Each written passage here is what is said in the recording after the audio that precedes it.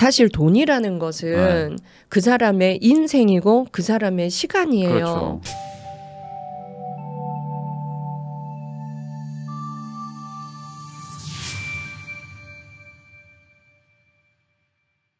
아, 그러면은 제가 교수님 얘기를 듣고 지금 떠오르는 게 이게 단순히 그냥 왜 남편이 저렇게 막 뭐든지 다 부정적이고 막 뭘 안 하려고 하고 그냥 다 가만히 있으려고 안전하게만 가만히 있는 거를 좋아한다라고 막 한탄하는 분들이 있는데 요거를 아내는 막 투자도 하고 싶고 하고 싶은데 남편이 뭐든 못하게 한다. 근데 그거를 또 안을 좀 들여다 봐야 된다는 얘기네요. 그렇죠. 왜냐하면 남편 입장에서는 내가 고생해서 이렇게 모았는데 갑자기 막 저렇게 투자해서 날리면 어떡하냐. 근데 나는 동의도 안 되고 설득도 안 됐는데 무작정 저렇게 하려고 하니까 걱정돼서 하는 거다. 맞아요. 이게 뭐 아내이건 남편이건 간에 저희도 상담하다 보면 이게 사실 부동산이라던가 큰 재산, 돈이 왔다 갔다 하는 문제가 계기가 되어서 이혼까지 가는 분들이 계세요. 그래서 상담을 오시죠. 그래서 저희가 부부 사이에 큰 갈등이 갑자기 생겨서 막 이혼을 한 해 만에 얘기가 나오는 걸 보면 첫 번째가 그 재산과 관련된 그리고 두 번째가 자식 문제 때문에 싸우다가 세 번째가 이제 양가 부모님 때문에 싸우다가 이런 경우가 있는데요. 사실 돈이라는 것은 그 사람의 인생이고 그 사람의 시간이에요. 그렇죠. 이 돈이 어떻게 형성되었는지가 굉장히 중요하게 작용할 겁니다. 그래서 이 우리가 같이 형성한 이 재산을 어떻게 활용할 것인가는 두 사람의 가장 큰 의논과 대화가 많이 필요한 부분이에요. 그런데 평소에 내 남편이 나를 굉장히 무시해요. 그리고 전혀 존중하지 않아요. 이런 안 좋은 감정이 쌓여 있는데 또 이제 투자에 있어서 의견이 맞지 않는다. 그러면 다른 복합적인 문제가 다 개입되어서 폭발하는 것이지 그 한 사건만 보기는 어렵습니다. 그러니까 보통 이렇게 댓글 달리면 저희는 좀 아무래도 좀 투자를 하려는 분들이 많다 보니까 그렇겠죠. 저희 남편 아내가 도저히 말이 안 통해요. 뭐 아무것도 안 하려고 해요 하는데 그것만 볼 수는 없다. 아마 다른 식의 뭔가 또 그 남편이 쌓인 게 많을 것이다. 맞습니다. 그래서 평소에 나를 존중하고 배려해주고 정말 사랑해주고 나와 함께 행복하게 사는 것이 꿈인 배우자가 여보 이거 하면 정말 가능성이 좋대. 우리 이렇게 해보자 라고 하면 동의할 확률이 굉장히 높아요. 이 사람은 우리 함께 행복 그리고 나의 행복을 항상 배려해주는 사람이니까 이 사람이 지금 어디에 투자하자는 것도 우리의 행복에 큰 관여를 하는 것이잖아요. 근데 평소에 나에 대해서 완전히 무시하고 배려도 없고 선물도 안 해주고 우리가 언제 이혼할지 잘 모르는 배우자예요. 그런데 엄청나게 큰 투자를 하재요. 그러면 당연히 저라도 반대할 것 같아요. 이 인간과의 미래가 불안한데 이 인간을 믿고 어떻게 큰 투자를 할 수가 있겠어요. 아마 이 댓글에 아마 찔린다는 분 좀 있을 것 같은 게 왜냐면은 이게 부부인데 저 뭐 하고 싶은데 절대 말려가지고 못 하고 있어서 어떻게 설득해야 돼요, 어떻게 바꿔야 돼요라는 거를 막 물어보는 분들이 있거든요. 평소에 잘해야 합니다. 근데 평소에 못했구나. 그럼요. 평소에 잘하고 평소에 대화를 많이 하고 평소에 믿음과 신뢰에 적금을 쌓아 놓으셔야 돼요. 평소에 그리고 내가 공부를 많이 하고 있다라는 것을 배우자에게 꼭 알려줘야 합니다. 가장 좋은 건 내가 관심 갖고 공부하는 분야에 있어서는 컨텐츠도 같이 보는 거예요. 그리고 유튜브도 공유해주고 당신은 어떻게 생각해? 라고 질문하는 게 저는 먼저라고 생각해요. 야야 이건 무조건 좋대. 무조건 된대. 그러니까 해. 난 할 거야. 그러니까 협조해. 이러면 어때요? 무시당한 기분 때문에 그 옳은 정보에 대해서도 듣기 싫은 거죠. 뭐 이런 분들도 있어요. 그 연인들이 요즘은 저도 얼마 전에 했던 상담인데 결혼을 약속했으나 아직 결혼 안 했어요. 그런데 지금 연애하는 사이에서 반반 투자 이런 거 하는 분들이 계시더라고요. 이거 어떻게 해야 돼요? 네. 그런데 이 사람들이 결혼이 깨진 거예요. 그러고 나니까 이게 소송으로 가서 극심한 우울증이 와서 저에게 상담을 하러 왔더라고요.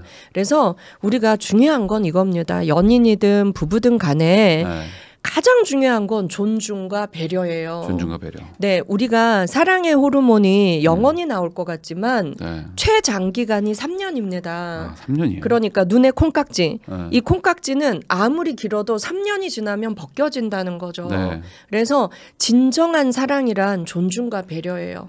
그래서 존중과 배려의 마일리지를 평소에 많이 쌓아놓아야 내가 어떤 큰 실수를 했을 때도 네. 그 마일리지를 꺼내서 쓸 수가 있어요. 아. 용서해줘. 네. 그럼 금방 용서가 되죠. 또는 네. 내가 큰 돈을 사용해야 될 때, 그리고 어딘가에 투자하고 싶을 때도 그 존중과 배려의 마일리지가 쌓여 있을 때 이 사람이 좀 반대하더라도 그걸 꺼내 쓸 수가 있어요. 아, 그러네요. 우리가 정말 조심해야 될 게 있어요. 네. 우리가 말도 조심해야 되지만 네. 말보다 상대에게 더 상처받고 상대에 대한 신뢰가 정말 내려가는 게 있어요. 말보다 뭐가 중요한지 아세요? 대화에 있어서. 네. 그죠? 아시네요. 아, 책을 읽으셨네요. 제가 이 가족 상담소 책에도 그 부부가 어떻게 대화를 해야 할지, 연인 사이에도 어떻게 대화를 해야 평소에 존중과 배려의 마일리지를 많이 쌓나 스킬에 대해서 많이 얘기를 했는데요. 우리가 대화에 있어서 언어의 메시지, 문자 메시지, 음성 메시지가 차지하는 것은 7%밖에 되지 7%. 않습니다. 네네네. 평소에 그 사람의 표정, 네. 그리고 눈빛, 그리고 체온입니다. 예, 우리가 정말 고생했어. 이것도 고생했어. 영혼이 별로 안 느껴지죠. 고생했어. 영혼이 안 느껴져요. 그런데 진짜 말 없이 고개 끄덕이면서 어깨를 두드려주고 정말 약간 눈물을 글썽이고 이랬다면 어때요? 이 사람이 정말 나의 헌신을 알아주는구나.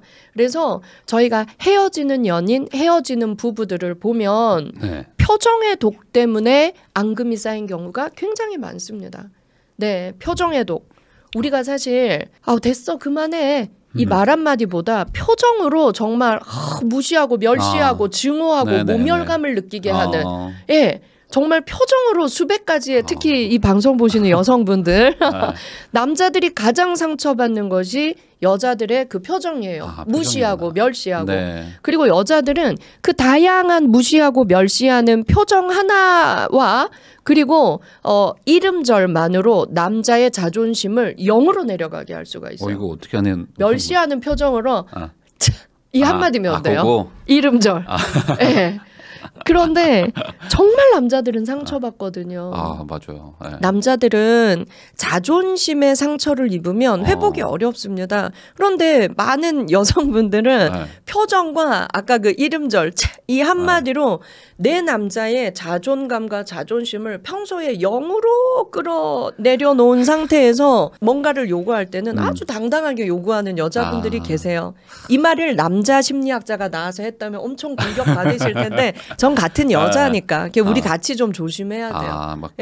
뭐 네가 막 뭘 만다고 막 이렇게 막 다 해놓고서는 여보 우리 이번에 대출 7억 받자. 그럼 하겠냐고. 안 되죠. 그리고 중요한 건 배우자의 실수, 연인의 실수에 대해서 그건 전생이에요.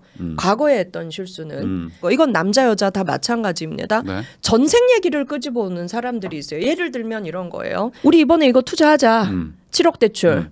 회사 가서 당신 해. 이거 해야 돼. 근데 남편이 그 어마어마한 걸 안 되면 어떡하려고 나는 못해 라고 했을 때 그래 겁날 거야. 이해해. 겁나지. 맞아. 나도 겁났어. 근데 여보 내가 이거를 이렇게 공부했어. 자료 다 갖고 와서. 그런데 이렇게 봤을 때 성공 확률이 더 높아. 그러니까 여보 나 믿고 이번에 우리 한번 잘해보는 거 어때? 라고 질문을 해야 돼요. 네네. 충분히 그 사람의 두려움과 불안과 공포에 대해서 공감한 다음에 정확한 정보를 가지고 불안감을 낮춰주고 나서 그러니까 해가 아니라 생각 어때? 라고 질문을 해야 돼요. 그럼 기분이 어때요? 그럼 고민을 해보겠죠. 그럼요. 긍정적 고민이 시작될 거예요. 그런데 이때 많은 배우자들이 어떻게 하냐면 야, 한번 5년 전, 자존감 5년 전 그 잠실 그 건 떠올려봐.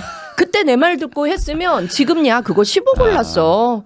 내 말 안 듣고 우리가 욕골난 거야. 아직도 전세 살잖아. 또 이런다. 그렇죠. 이게 바로 전생의 일, 과거의 일을 끄집어 와서 이 사람을 죄인 만들고 자존감과 자존심 박살낸 다음에 내 말이 맞으니까 따라와 이 멍충아 대화법이에요. 그러면 이 사람이 뭐 찔리는 분 많다 지금. 하겠어요, 안 하겠어요? 더 안 하죠. 그럼요. 생각이 부정적인 곳으로 가서 그래 나 바보야. 그러니까 혼자 잘해봐. 난 못해. 이렇게 되는 거예요. 그렇죠. 이렇게 대화하다가 이혼하자로 가서 상담하러 오는 분들이 의외로 많으십니다. 그래서 이건요.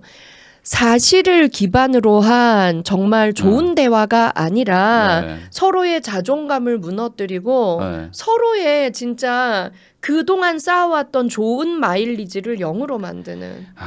그래서 이거는 배우자가 제가 하자는 투자는 무조건 말려요. 어떻게 설득할 수 있을까요? 질문 자체가 옳지 못해. 틀린 질문이네요. 옳지 않아. 네. 평소에 내가 잘해라. 신뢰와 존중과 배려의 마일리지가 하나도 없었구나. 그러니까 지금 나에 대해서 신뢰하지 않는 거예요. 그러니까 우리가 평소에 대화하는 방법부터 다시 배워야 하는 겁니다. 그러니까 내가 그동안 좋은 일을 하고 계속 뭔가 이 사람의 어떤 행복한 경험들을 계속 이렇게 적금처럼 쌓아서 이걸 돈으로 만약에 통장에 한 5억 쌓아놨다. 그러면은 내가 5억치를 만약에 뭐 얘기를 할 때 빼서 주는데 하나도 없어. 그러면 이제 대출로 시작하는 거잖아요. 좋은 감정 하나도 없는데. 똑똑하세요. 우리의 이런 심리적 마일리지도 1억, 2억, 3억, 4억, 5억 쌓아놓을 수 있는 거예요.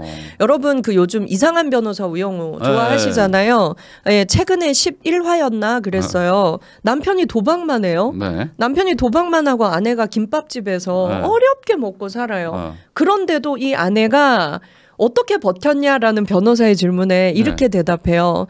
이 남자는 나에게 돈은 안 벌어왔어도 평소에 너무 다정하고 아이들한테도 너무 다정한 남편이었다. 구두가 부러졌는데 아내를 업고 변호사 사무실에 들어가요. 그래서 나는 내가 고생했지만 참고 견딜 수 있었고 이 남자를 사랑한다고 말합니다.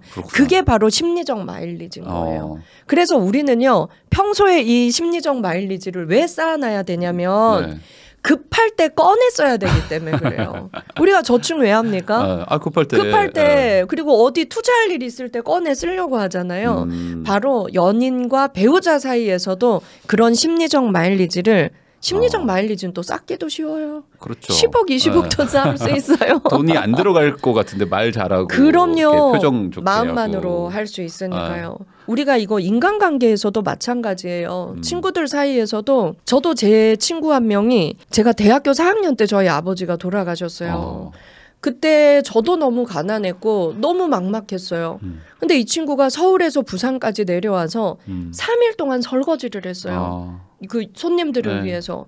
부조는 돈이 없어 못했어요. 근데 3일 동안 설거지한 그 마일리지가 저의 심리적으로는 한 3억 쌓여 있어요. 그래서 저는 그 친구가 살다가 나 요즘 너무 힘들어서 좀 그래 허허허 이렇게 문자만 와도 제가 너무 쉽게 100만 원을 쏘더라고요. 너 이거 갚지 마. 그리고 그 와이프랑 애들이랑 밥 먹어. 그리고 갚지 마. 진짜 안 갚대. 왜냐면 쌓아놨거든. 그런데 하나도 섭섭하지 않고 그렇죠. 안 갚는 그게 더 기쁜 거예요. 이게 심리적 마일리지예요. 이런 것들을 연인 사이에 부부 사이에 평소에 쌓아 놓아야 내가 위급할 때 꺼내 쓸 수가 있습니다. 이거를 이렇게 적금과 예금으로 이렇게 생각하니까 아주 이해가 좀 쉬울 것 같습니다. 이 방송 재밌네. 저는 이런 방송 처음이에요.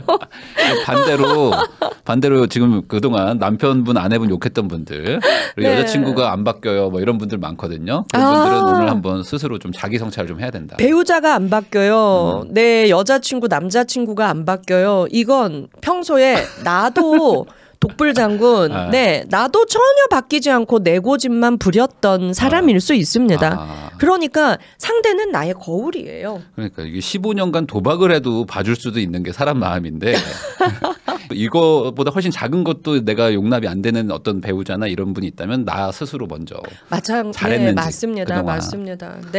그래서 가족과 연인은 내 거울이다. 내가 한 만큼 그가 반응하고 있을 거다. 그래서 우리가 평소에 대화로 네. 평소에 대화할 때는 음성 언어, 문자 언어, 표정, 말투, 체온 다 포함되는 겁니다. 그래서 눈빛도 중요하고요. 상대 쳐다보지도 않고 내 할 일하고 핸드폰만 보면서 말해 듣고 있어. 말하라고 듣고 있다고. 이건 대화가 아니거든요. 그리고 그렇죠. 상대가 말할 때는 무조건 올 스톱. 되게 잘하세요. 되게 이렇게 눈 바라보고 끄덕이고 되게 잘하세요. 예, 이건 거를. 아주 중요합니다. 그리고 체온의 언어도 중요해요. 내가 만져도 되는 관계라면 그 사람이 좋아하는 스킨십 이것도 대화합니다.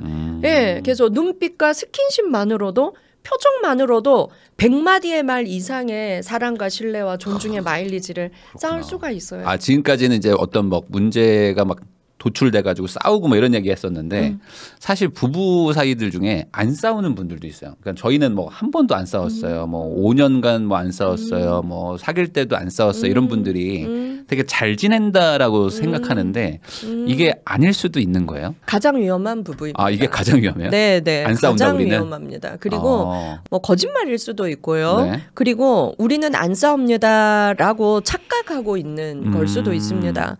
배우자는 너무 힘든데 네. 나는 이제 내 연인에게 너무 힘든데 싸우는 게 싫어서 계속 참고 억누르고 있는 경우도 있어요.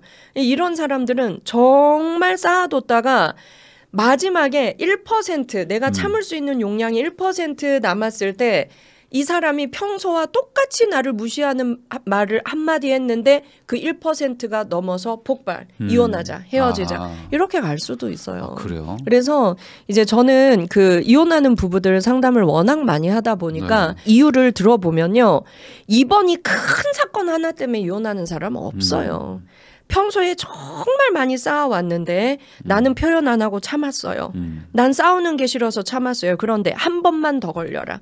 이번 한 번만 내가 더 이 상황이 오면 나는 이별할 거야. 이런 조용한 기질의 사람들이 있습니다. 그러면 아주 작은 거 하나가 터졌을 때 나 그동안 5년 동안 참았어. 더 이상은 못해. 안녕. 정말 쉽게 끊는다는 거죠.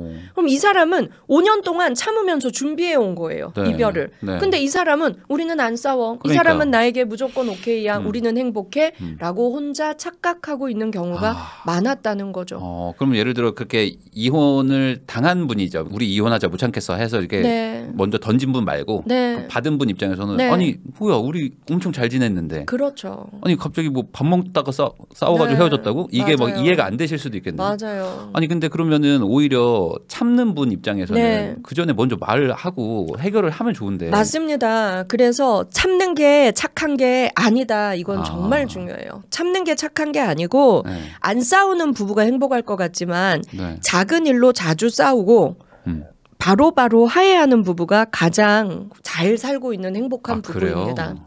오히려 안 싸우는 게 좀 이상한 거일 수도 있겠군요. 안 싸우는 사람들은 어느 순간에 작은 걸로 크게 싸웁니다. 그럼 이혼으로 가는 게 너무 쉽고 연인이라면 이별하는 게 굉장히 쉬워요. 제가 20대 때 그랬어요.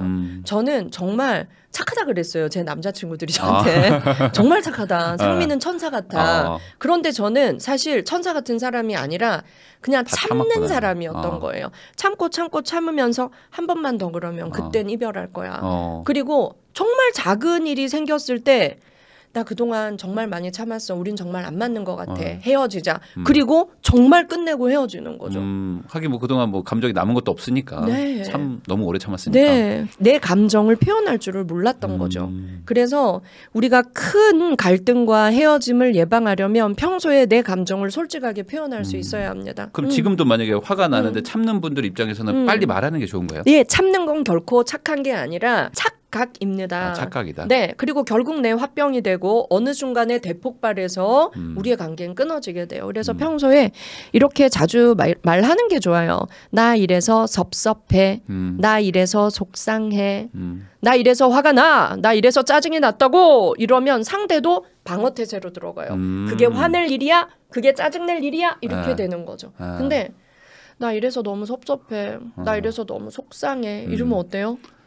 뭐 화내기 조금 뭐하네요. 그렇죠. 맞아요. 상대가 화를 내기는 참 거시기 하고요. 오히려 미안한 그렇죠. 마음이 좀 도와주고 싶은 마음이. 뭐가 섭섭한데? 뭐가 속상한데 말해봐. 그럼 이렇게 말하기가 쉽죠. 그럼 말하고 나면 아 나는 몰랐지. 네. 말을 하지. 네. 알겠어. 내가 좀 조심할게. 이렇게 될 확률이 아주 높은 거죠. 그래서 작은 걸로 자주 싸우고 그 대신 즉각 화해. 화해를 잘하는 게 중요합니다. 마음 고생하고 이런 것들이 싫으니까 그냥 참아버리는 것 같은데 화해를 그러면 쉽게 하는 방법이 있어요? 이게 사실 우리가 다 부모한테 배운 거예요. 그래서 제가 이제 이번 책을 쓰면서도 네. 우리가 이 부모의 대화법을 다 물려받았다. 그래서 우리가 정말 대화 안 하고 안 싸우는 부모 밑에서 자란 자식들이 또 그렇게 할 확률이 높아요. 그런데 우리 부모님들이 폭발적으로 싸우고 화해는 안 해. 그리고 일주일, 2주일, 한 달씩 말 안 하고 애들을 셔틀로 쓰는 거예요. 아빠한테 식사하시라 그래. 엄마한테 아빠 양말 어디 있나 물어봐. 아빠한테 스스로 찾으라 그래. 엄마한테 아빠 밥 안 먹는다고 말해. 그런 아이들이 어떻게 자랄 것 같으세요? 너무 안 좋을 것 같아요. 네. 불안하고 그리고 연애와 결혼에 대해서 굉장히 공포를 갖고 있어요. 예, 헤어짐에 대한. 그래서 누군가가 나를 좋아해주면 행복한 감정이 드는 동시에 불안해요. 이 사람하고 잘 되고 싶지만 잘 안 되면 어떡하지? 이 생각부터 먼저 하는 거죠. 그리고 연애가 시작되었을 때도 행복을 누릴 준비가 되어 있는 게 아니라 우리가 싸우면 어떡하지? 우리가 싸워서 화해 못하면 어떡하지? 부모님의 그 불행했던 인생이 오버랩 되어서 정말 영화 필름처럼 늘 우리 앞에 이렇게 겹치고 오버랩 되는 거죠. 그래서 우리가 내 부모님을 한번 떠올려 보세요. 그분들이 존중하고 배려하셨던 분들인가요? 그분들이 많이 싸우셨나요? 많이 싸우고 화해를 잘 하셨던 분들이라면 아무 문제가 없어요. 네. 왜냐하면 원래 연인과 부부는 많이 싸우네? 그런데 화해하면 예전보다 더 잘 지내네? 이걸 많이 보고 자란 자녀들은 나 이래서 섭섭해. 나 이래서 속상해. 우리 싸우자. 싸우고 나서도 나 몰랐어. 미안해. 에이 내가 다음부터 안 그럴게. 잘 지내자. 화이팅. 이게 가능해요. 근데 우리 부모님이 치열하게 싸우고 화해하는 모습을 안 보여줬어. 그러면 조금만 싸워도 불안한 거예요. 그러니까 이렇게 생각이 흘러가는 거예요. 그러니까 아주 잘 지내다가 작은 걸로 남자친구랑 싸웠어요. 그러면 화해해야지라는 생각보다 이렇게 작은 일로 싸우는데 앞으로 큰 일로 얼마나 더 많이 싸울까. 지금 헤어지는 게 낫겠다. 그게 우리의 아픔이고 상처예요. 예. 그래서 사실 제가 상담해 보면 아주 화목하고 잘 싸우고 잘 화해하는 부모님 밑에서 자란 자식들이 별로 없어요. 우리 부모님도 자기 부모님들한테 그걸 배우지 못해서 대물림 받은 거거든요. 그렇겠죠. 네. 그게 또 우리한테 내려와 있는 거예요. 그렇다면 우리가 그 대물림의 싹을 용기 내어서 나에게서 끊을 수 있어야 돼요. 그래서 우리가 대화하고 공감하고 존중하고 배려하고 싸웠더라도 바로 화해 잘하고 이런 유전자를 창조해야 돼요. 그러면 나로부터 최소 3대 대물림 할 수 있는 거예요. 내가 우리 집 행복 공감 대화법의 시조가 되는 거죠. 그럼 배우자가 좀 실수해도 배우자가 좀 투자에 실패했어도 배우자가 엄청난 사고를 쳤어도 용서할 수 있는 마일리지가 서로에게 있는 거죠. 아니 그 아이들이 네. 보통은 이제 집에 있다 보면은 부모가 안 싸우는 모습을 보이려고 막 그냥 참는 분들도 많은 것 같고 막 그런데 거기다 막 싸우면 또 애들이 또 막 왜 싸우냐고 막 뭐라고 하잖아요. 근데 그런 게 당연한 거고 이제 오히려 차라리 빨리 화해하는 모습을 보여주고 다시 화목해지면 괜찮다. 역시 똑똑하세요. 맞아요. 이렇게 뭔가 문제가 있는데 안 싸우고 말 안 하고 냉랭한 기운. 근데 부부는 자신 있게 말해요. 우리는 애들 앞에서 안 싸웠습니다. 네. 자신 있게. 그게 더 나빠요. 더 안 좋은 거구나. 내 아이를 불안하고 인간관계 두려워하는 아이로 키우고 싶다면 진짜 쉬운 방법이 있어요. 뭐냐면 겁나게 싸우고 화해하지 마. 그리고 겁나게 싸우고 일주일씩 말하지 마. 이게 내 아이를 불안하고 인간관계 공포심을 가진 아이로 키우는 가장 쉬운 방법이에요. 근데 내 아이가 관계에 대해서 좀 자신감 있고 불안 없고 화해 잘하고 몰랐습니다. 실수해요. 팀장님 제가 잘못했습니다. 그런데 믿으십시오. 앞으로 잘할 수 있습니다. 이런 아이로 키우고 싶다면 싸웠어도 애들 보는 앞에서 화해해야 돼요. 여보 미안 들어보니까 오케이 내 실수. 그 아까 내가 그 말 취소. 내가 그 말은 정말 잘못한 것 같아. 한 번 용서해줘. 그럼 나도 다음에 당신이 잘못했을 때 나도 용서해줄게. 예. 이렇게 하는 모습을 아이들한테 보여주고 그럴 때 됐거든 이러면 또 안 돼요. 아, 받아줘야 돼 또. 오케이 용서할게. 나 하나 마일리지 쌓였다. 너네도 받지? 싸우면 이렇게 화해하면 되는 거야. 이렇게 해주면 아이들은 오히려 좋은 인간관계를 배울 수 있다는 거죠.